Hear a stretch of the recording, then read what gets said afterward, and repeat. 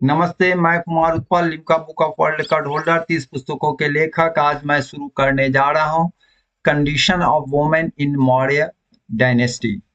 मौर्य काल की स्त्रियों की दशा और दिशा पर पूरी परिचर्चा होगी, क्योंकि अब का जो इतिहास है, खास करके public service commission like BPSC, Jharkhand public service commission, तो ये सब में आप देखेंगे या यूपीएससी में देखेंगे कि पॉलिटिकल इतिहास के अलावे सामाजिक इतिहास और आर्थिक इतिहास और सांस्कृतिक इतिहास और पॉलिटिकल इतिहास, चार इसके स्तंभ है। और इस चार स्तंभ में आपको सामाजिक इतिहास पर बहुत ज़्यादा परिचर्चा होती है, बहुत सारे प्रश्न पूछे जाते हैं। पहले जो था केवल और केवल पॉलिटिकल इतिहास पर, राजा रानी की कहानी और उससे संबंधित युद्ध वगैरह सबसे प्रश्न पूछे जाते थे। अब है कि आपको सामाजिक इतिहास पर अधिक प्रश्न पूछे जाएंगे, इसलिए इस विषय पर ध्यान रखना है। दूसरी बात है कि बिहार में हमारे आदरणीय मुख्यमंत्री श्री नीतीश कुमार जी स्त्रियों पर विशेष ध्यान दिए हुए हैं और वह विशेष सुविधा देने के लिए संकल्पित रहे हैं और दे भी रहे हैं, जिसके कारण ये प्रश्न बहुत अधिक इसकी प्रासंगिकता बढ़ गई है, क्योंकि यह स्त्रियों की जो स्थिति थी पहले और आज क्या है, इसको तुलनात्मक अध्ययन के लिए बहुत ज़रूरी है। और इससे क्या होगा कि हम लोगों की जानकारी बढ़ेगी और पहले की जो स्थिति थी और आज की स्थिति में जो परिवर्तन हुआ है उस पर समीचीन व्याख्यात्मक प्रस्तुतिकरण मैं कर रहा हूँ, क्योंकि पूरे देश स्तर पर इसकी बड़ी चर्चा है कि यहाँ पर लड़कियों को, स्त्रियों को विशेष तवज्जो दी जा रही है। और यह एक अच्छी पहल है जो राजनैतिक ही नहीं, आने वाले समय में इसका बहुत ही अच्छा परिणाम निकलेगा। इसीलिए इस विषय पर मैंने बहुत ज़्यादा कंसंट्रेट करके बनाया हूँ, यह मौर्य काल की स्त्रियों की दशा। मैं शुरू कर रहा हूँ आपको मौर्य काल से, उसके बाद फिर गुप्त काल में आऊँगा, उसके बाद हर्ष काल में आऊँगा, इसके बाद मध्य काल में आऊँगा। तो इस सभी में आपको कैसे-कैसे परिवर्तन हुए और क्या-क्या नवीन चीज़ें आई, उस पर हम चर्चा करेंगे, जिससे क्या होगा कि किसी तरह के प्रश्नों को आप जवाब देने में पूर्ण सफल होंगे। यहाँ पर यह बहुत बड़ी बात है कि कौटिल्य के अर्थशास्त्र में उल्लेखित स्त्रियों की दशा और दिशा पर बहुत ही बहुमूल्य बातें दी गई है। चाणक्य जो थे वह मौर्य काल के निर्माता कहिए, लेकिन उनको पद का लोभ नहीं था। जिस तरह से गांधी जी को लोभ नहीं था, इनको भी लोभ नहीं था। यह तो धनानंद के द्वारा, नंद शासक धनानंद के द्वारा अपमानित होने के कारण यह जो है उसको उखाड़ फेंकने के लिए यह अपना प्रयासरत रहे। और इनके मस्तिष्क में, क्योंकि यह शिक्षक थे और यह शिक्षक जब एक बार सोच लेता है कि हमको कुछ करना है तो वह कर सकता है, क्योंकि इनमें प्रतिभा ही नहीं, प्रतिभा संपन्न हर एक चीजें थी और उसका यह सदुपयोग करके काम किया है। और वह नंदवंश, जिसके सामने सिकंदर जो विश्व विजेता था वो भी आगे नहीं बढ़ पाया और यह उखाड़ फेंक दिया और कई नवीन चीजों को यह समाज में स्थापित किया। सबसे बड़ी जरूरत थी हमारे देश में, वह है राष्ट्रवाद का। और राष्ट्रवाद का इन्होंने जो शंखनाद या शुरुआत किया, जो आज आपको हम लोग काफी अच्छे ढंग से उसको प्रस्तुतिकरण कर रहे हैं, तब हम लोग एक साथ मिल करके, हम सब भारतीय हैं, इसकी संकल्पना और इसकी विचारधाराओं पर चल रहे हैं। यही बीच में जो कमी आ गई थी 1857 में, राष्ट्रवाद की जो राष्ट्रीयता की जो कमी थी, जिसके कारण हम लोग जीत करके भी हार गए थे। लेकिन यह जो है आपको उस समय एंशियंट काल में, जबकि राष्ट्रवाद की वहां पर कुछ बातें भी नहीं थी, लेकिन इन्होंने राष्ट्रवाद को शंखनाद करके सबको एक सूत्र में पिरोया और उसको माला के रूप में यह जो है सबको भारत देश को माल्यार्पण किया। तो मैं यह कहना चाहता हूं, इन्होंने समाज से कुछ लिया नहीं, समाज को दिया है और एक दिशा निर्देश दिया है। मैं एक बात और इसमें कहना चाहता हूं कि कौटिल्य के अर्थशास्त्र में यह जो है आपको सभी चीजें हैं। यह क्योंकि इन्होंने इसको स्थापित किया है, इस राज्य को स्थापित किया है, इस डायनेस्टी को स्थापित किया है, तो शुरू से अंत तक इन्होंने इसको आपको जरारोपण से लेकर के आपको पुष्पित और सुगंधित करने में पूरा जीवन अर्पण कर दिया। तो इनकी जो लिखित की पुस्तक है वो बहुत बहुमूल्य है। इसके साथ साथ यूनानी यात्रियों के द्वारा भी लिखे गए हैं और उनके द्वारा जो स्रोत हमें मिलते हैं, बिखरे हुए स्रोत मिलते हैं, लेकिन उस जोड़ करके अगर हम उसको एक साथ रखेंगे तो महिलाओं के जीवंत तस्वीर प्रस्तुत होता है और वह प्रस्तुतिकरण जो है जिससे हमको बहुत कुछ सीखने का मौका मिलता है। उस समय की महिलाएं जो थी वह जो है केवल और केवल विवाह करना और संतानोत्पत्ति में विश्वास नहीं करते थे, बल्कि कुशल धनुर्धर थे। जैसे कि यहाँ पर देख रहे हैं, एक महिला घुड़सवार होकर के वह आगे की ओर बढ़ रही है। भरूच स्तूप से यह लिया गया यह तस्वीर है। और यह निजी दास भी होते थे, तपस्विनी भी होती थी, और इसके साथ साथ इनको शिक्षा का अधिकार था, धार्मिक स्वतंत्रताएं भी थी और प्रशासन के उच्च पद पर भी इनको सुशोभित बराबर करती रहती थी। तो यह जो है एक बहुत बड़ी चीज इस कौटिल्य के अर्थशास्त्र से हम लोगों को पता चलता है। मौर्य काल में पारिवारिक और सामाजिक जीवन काफी सुख, शांति और समृद्धि का रहा है। संयुक्त परिवार की प्रथाएं प्रचलित थी।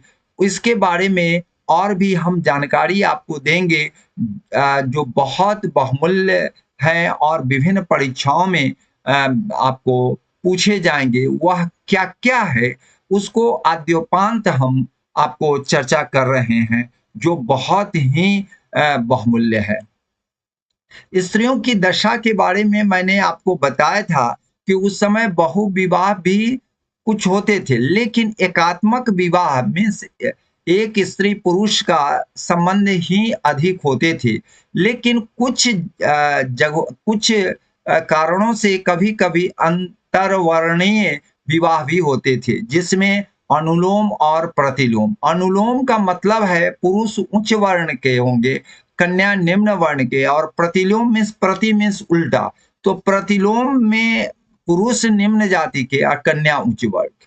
तो इस तरह की परिस्थिति जन्य जो स्थिति बनती थी उसमें कभी कभी होते थी।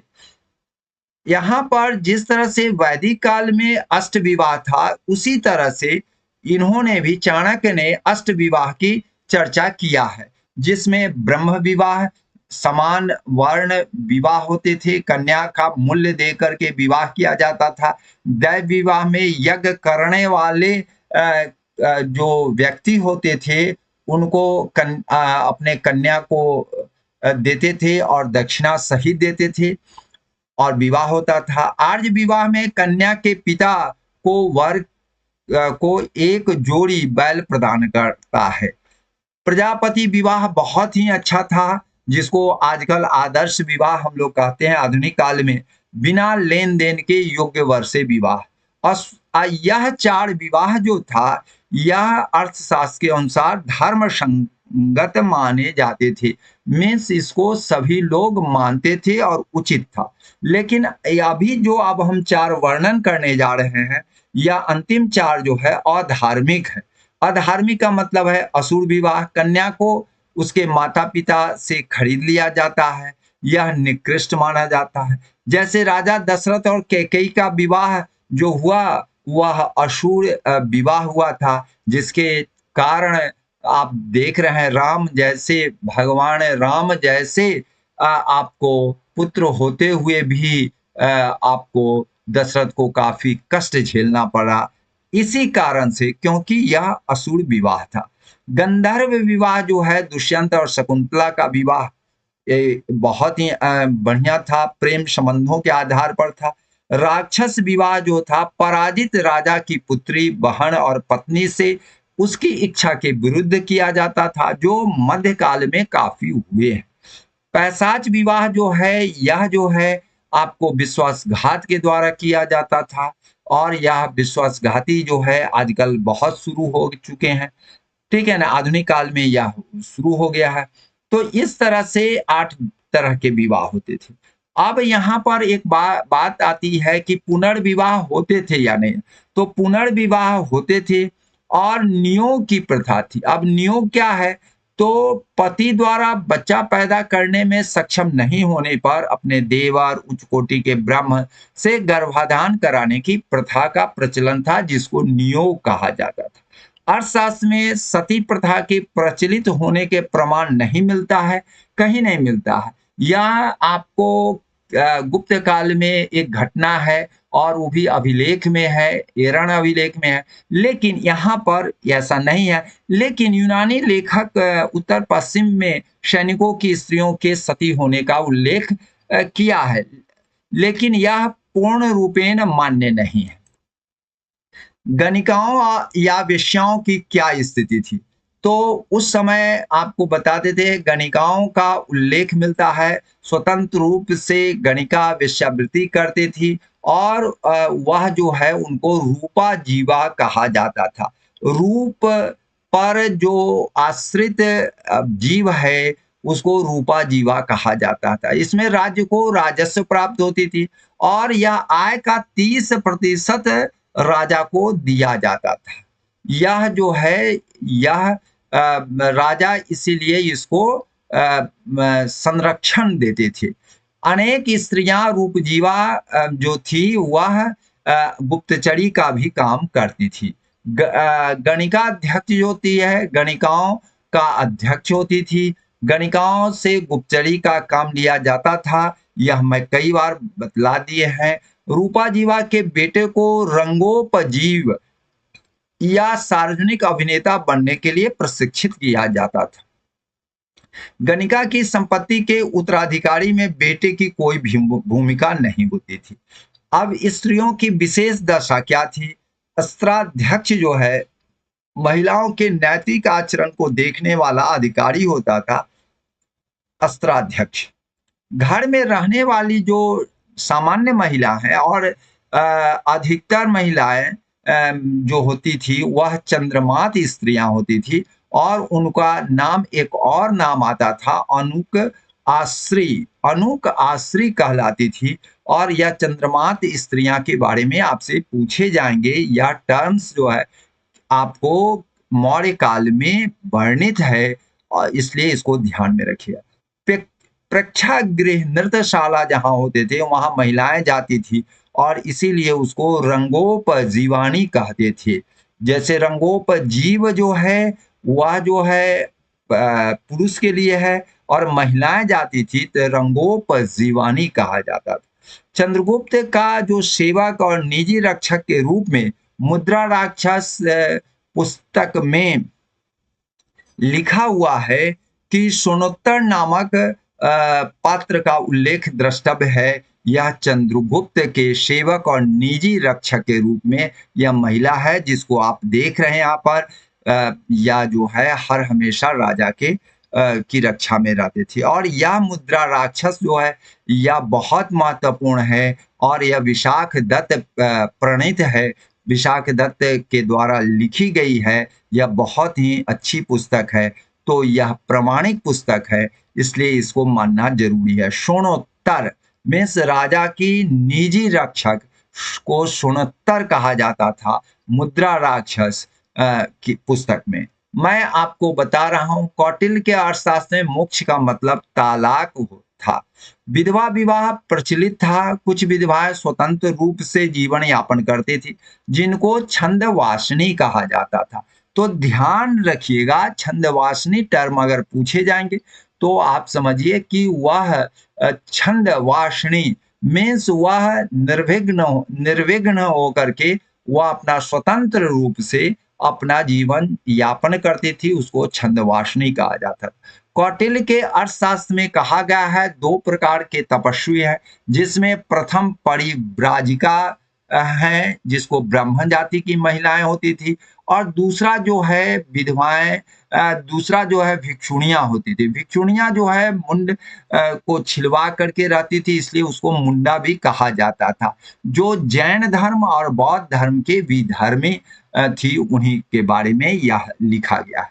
शिल्पवती जो बुनाई कताई उद्योग में काम करने वाली थी, उसको शिल्पवती। वैसे ही शिल्प का मतलब है कलाकारिता, और कलाकारिता जो था वह बुनाई और कताई था। उच्च जाति के द्वारा छोड़ी गई महिला को प्रोसिटास कहा जाता था। प्रोसिटास मातृकाएं, बूढ़ी वेश्याएं को कहा जाता था। विधवाएं, देवदासियां सूत के घर में कार्य करती थी। अनिष्कासनी उच्च जाति की महिलाएं अपने घर से बाहर नहीं निकलती थी, बल्कि घर में ही सूत काट करके अपना जीवन यापन करती थी, अपनी आजीविका चलाती थी। इसलिए अनिष्कासनी मीन्स घर से नहीं निकलने वाली महिलाएं, जो अपने घर में ही रह के सूत काट के जीविका चलाती थी। तो अनिष्कासनी मीन्स निष्कासित नहीं होने वाली। कौटिल्य के अर्थशास्त्र में कहा गया है बंधकी पाशाक, महिलाओं का काम राजा की सेवाओं में ध्यान रखना। देखिए यहाँ पर बंधकी पाशाक जो है बंधन में रह करके राजा की हर हमेशा सेवा करना, और यहाँ पर निजी रक्षक के रूप में सोनोत्तर चंद्रगुप्त के जो सेविका थी, वह जो है वह सोनोत्तर कहलाती थी। यह दोनों में थोड़ा सा अंतर है। यह रक्षा से संबंधित था और यह सभी तरह के सेवा से संबंधित है। बंधकी पाशाक। अर्ध शीतिका जो थी, शीतिका से मतलब है कि कृषि से, तो अर्ध शीतिका से मतलब है महिलाओं का काम कृषि से है। देख रहे हैं महिलाएं कृषि से संबंधित कार्य कर रही हैं, तो उसका ध्यान रखना। यहाँ पर आप देख रहे हैं मौर्य काल की कुछ आपको तस्वीर है। वह तस्वीर जो है आपको रॉक एडिक्ट में मिला है, उसी को हमने प्रस्तुत किया। मैं यह बतला रहा हूं कि यह टर्म सब जो है, यह टर्म सब को आप ध्यान रखेंगे, और इसको हमने कौटिल्य के अर्थशास्त्र पर पूरा केंद्रित होकर के और विशाख दत्त प्रणीत मुद्रा राक्षस पर आधारित होकर के यह हमने आलेख तैयार किया है, जो आप सबके लिए बहुत महत्वपूर्ण है। वैसे प्राचीन भारत का राजनीतिक और सांस्कृतिक इतिहास प्रोफेसर राधाकृष्ण चौधरी, प्राचीन भारत वीडी महाजन साहब, प्राचीन भारत की राजनीतिक इतिहास एससी राय चौधरी, प्राचीन भारत की राजनीतिक एवं सांस्कृतिक इतिहास डॉक्टर रति भानु सिंह, कलिंग का युद्ध जो है डॉक्टर लक्ष्मीकांत सिंह और प्रिया रत्नम है। कौटिल्य के अर्थशास्त्र है मेगास्थनीज की इंडिका, विशाख दत्त कृत मुद्रा राक्षस, मौर्य साम्राज्य का इतिहास सत्यकेतु विद्यालंकार, मौर्य साम्राज्य काशी प्रसाद जायसवाल, नंद मौर्य युगीन भारत नीलकंठ शास्त्री, प्राचीन भारत और संस्कृति कृष्णचंद्र श्रीवास्तव, प्राचीन भारत पप्पू सिंह प्रजापत, और ये हिस्ट्री ऑफ इलियट डॉशन है, डॉशन साहब। और गूगल स्रोत तो बहुत महत्वपूर्ण है, इसको ध्यान में रखिएगा। तो मैं बार बार यह कहना चाहता हूं कि यह जो है यह आपको आलेख जो है बीपीएससी के लिए जो परीक्षा होने जा रही है उसके लिए बहुत महत्वपूर्ण है, क्योंकि सामाजिक स्तर पर प्रश्न अधिक आजकल पूछे जाने लगे हैं, इसलिए आप लोग ध्यान रखिएगा। जय हिंद, जय भारत।